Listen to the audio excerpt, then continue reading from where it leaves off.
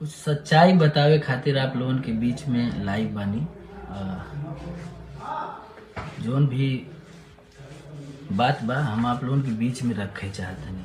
हम कई दिन से बहुत अपने मन बहुत परेशान रहनी कि हमरे बारे में ऐसा का है।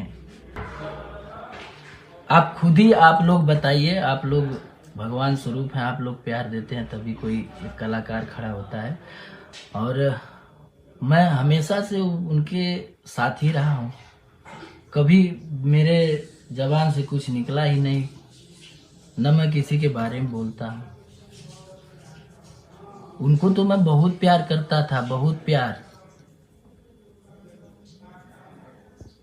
उनको कोई कुछ बोल देता था तब भी मैं लड़ जाता था अपने आईडी से।